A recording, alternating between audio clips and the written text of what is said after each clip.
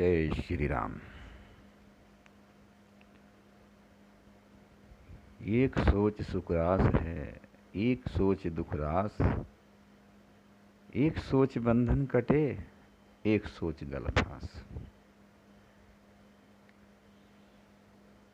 तो मनुष्य की सोच पर डिपेंड करता है। एक सोच सुखरास है, हम ऐसा सोच रहे हैं कि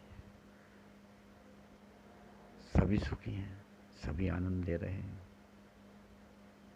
और हमारी भी जो स्थिति है वो सब आनंद में है, क्योंकि जैसी हमारी कर्म गति है वैसा ही तो हमको प्राप्त हो रहा है। तो इसमें दुख कहाँ है? जो हमने कार्य किया वो हमें मिल रहा है। आम वाले को आम मिल रहे हैं, फल वाले को फल मिल रहे हैं, फूल वाले को फूल मिल रहे हैं। कोई गाड़ी चलाता है तो गाड़ी का उससे जो होने वाली इनकम है वो मिल रही है। किसी की फैक्ट्री चल रही है तो उससे वही प्राप्त हो रहा है। तो जैसा हम क्रिया कर रहे हैं, जैसा हम कर्म कर रहे हैं, वैसा हमको मिल रहा है। तो कुछ लोग ऐसे होते हैं जो इंडिपेंडेंट होते हैं, सेल्फ डिपेंडेंट होते हैं, तो कहते हैं कि भाई जो हमें प्राप्त है सब ठीक है, मालिक की मौज है, आनंद है।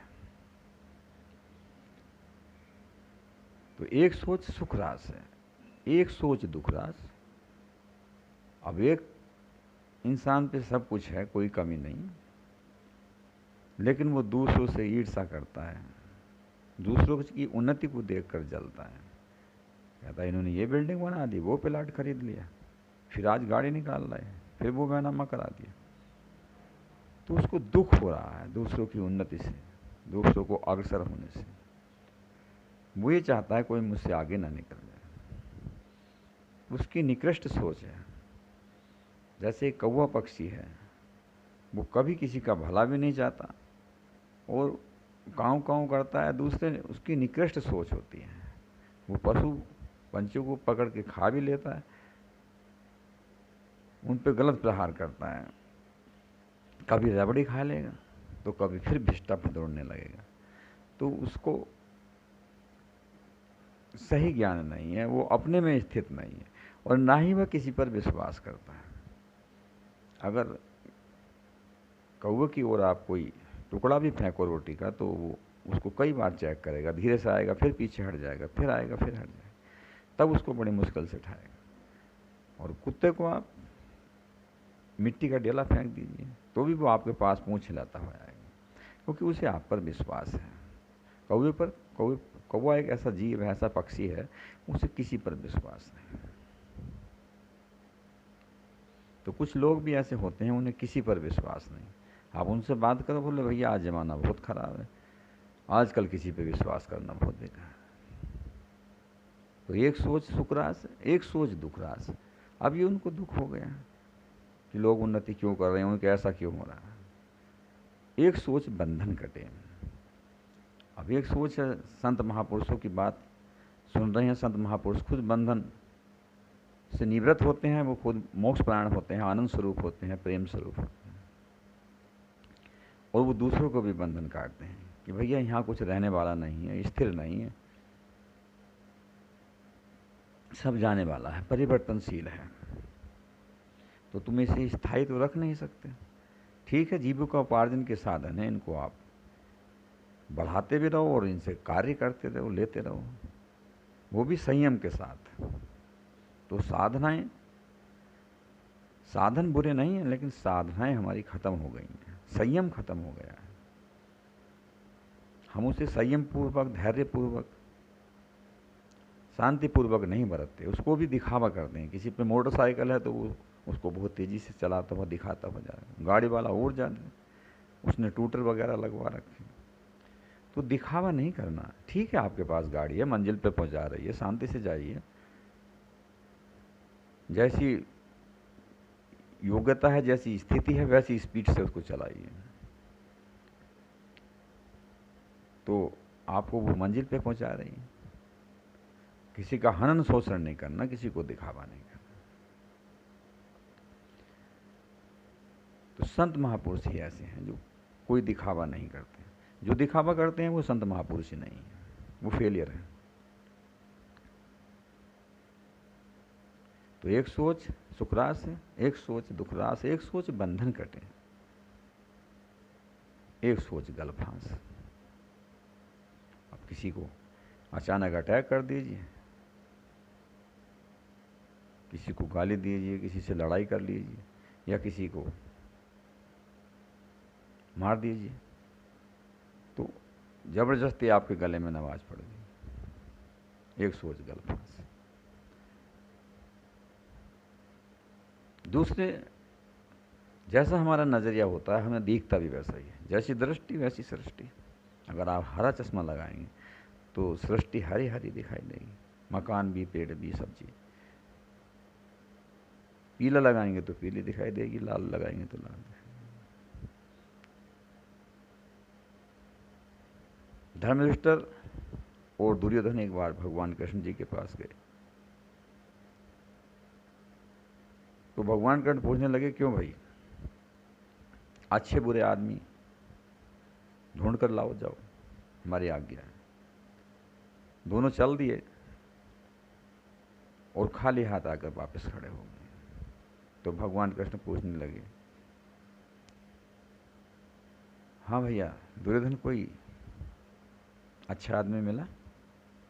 बोले महाराज अच्छा आदमी तो कोई है नहीं।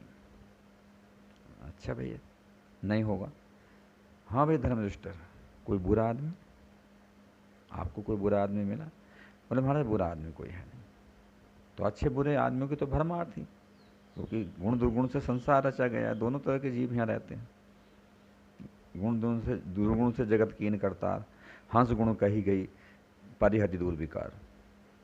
तो गुण दुर्गुण से तो रचना है, हंस गुण गुणहन करता है और विकार को यानी पानी को अलग कर देता है। ये उसकी दूध, हंस की चोंच में तासीर है, वो दूध पी लेता है, पानी को त्याग देता है।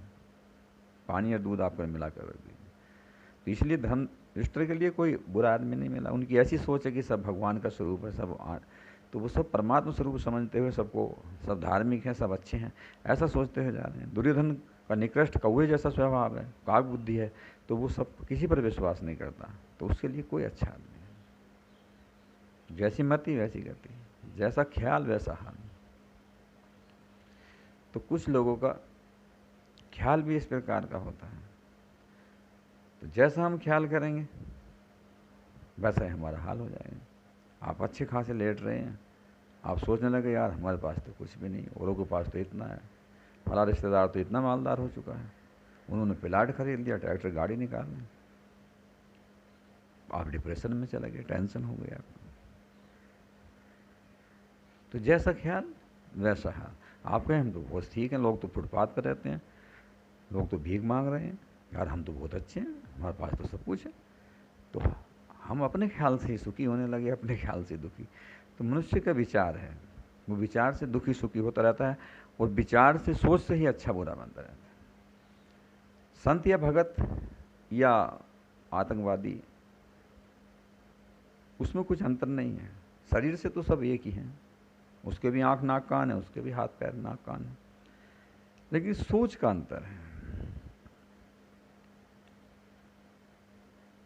तो सोच से ही हम अच्छे आदमी हैं, सोच से ही हम बुरे आदमी हैं, सोच से ही हम संत महापुरुष हैं। संत महापुरुष कुछ है नहीं, शरीर है वो भी, लेकिन उसकी एक सोच है, वो दूसरों का हित सोचता है। परोपकार वचन मन काया, संत सहज स्वभाव खगाया।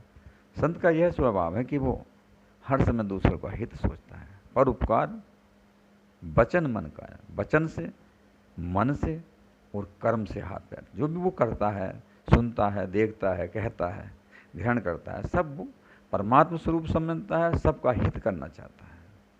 नदी कबहू न बख्श कबहू न फल भके, नदी न संचे नीर, परमार्थ के कारण साधुन धरा शरीर। तो नदी कोई जल अपना स्वयं थोड़ा पीती है, दूसरों को देती है। पेड़ अपने फल स्वयं थोड़े खाता है, दूसरों के लिए। तो पूरी सृष्टि, पूरी कायनात मनुष्य को सुखी करने में लगी है, लेकिन मनुष्य है कि वो बार बार और दुखी और दुखी होता जाता है। क्योंकि उसकी हपस, उसकी लिप्सा, उसकी तृष्णा बढ़ती जाती है, भरती नहीं। तृष्णाबंध हर पल दुखी, आठों पहर कंगाल, जिन पाया संतोष धन सो जन माला माल। तो जो तृष्णाबंध है, जिसकी लिप्सा बढ़ती चली जा रही है, तो वो औरों का शोषण भी करेगा, हनन करेगा, दूसरे का अधिकार छीनेगा। ऐसी सोचता रहेगा कि ऐसा करूं वैसा करूं। जैसे सिकंदर 30-40 देशों को जीत चुका था, पूरे वर्ल्ड में छाना चाहता था, लेकिन ऐसा कर नहीं पाया। तो लोगों की डलहौजी नीति होती है, वो इंडिपेंडेंट, सेल्फ डिपेंडेंट नहीं होते। उनकी जो उपलब्धि है उसमें वे शांत नहीं रहते। क्यों नहीं रहते? क्योंकि वे आत्मनिष्ठ नहीं है, संतों का सानिध्य उन्हें प्राप्त नहीं है। जिनको श्रद्धा संबंध नहीं, संतन कर साथ, उनको मानस दुर्लभती, जिन्हें न प्रिय रघुनाथ। जिन संतों का साथ नहीं है, सत असत का विवेक नहीं है, उनको ये मानस जन्म कठिनता से संचालित होगा, क्योंकि उनको विवेक नहीं, विचार नहीं, विचार करने की सामर्थ्य नहीं। तो ऐसा विचार विवेक संत महापुरुषों के सानिध्य से मिलता है, जो हमारे मार्ग को सुलभ करते हैं, हमें सही मार्ग दिखाते हैं, जो शांति, आनंद का, प्रेम का, ज्ञान का मार्ग है। तो वो शांति, आनंद सब हमारे स्वरूप में, हमारे आत्मा में विराजमान है। हम अपना बोध नहीं करते, संत महापुरुष उसका बोध कराते हैं, तत्व ज्ञान कराते हैं। हे अर्जुन, तुम ऐसे तत्ववेता महापुरुषों के पास जा जो मुझे तत्व से जानते हैं। वे तत्व से जानने वाले महापुरुष जब तुझे ज्ञान का उपदेश करेंगे, तो तू फिर मोह को प्राप्त नहीं होगा, फिर तुझे शांति, आनंद, प्रेम का अनुभव करेगा अपने।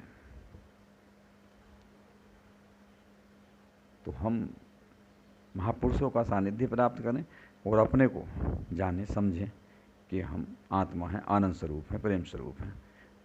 ऐसे प्रेम सौहार्द को एक दूसरे को बांटें, ऐसा चिंतन मनन करें, इसी में हमारा कल्याण। धन्यवाद, बहुत बहुत धन्यवाद।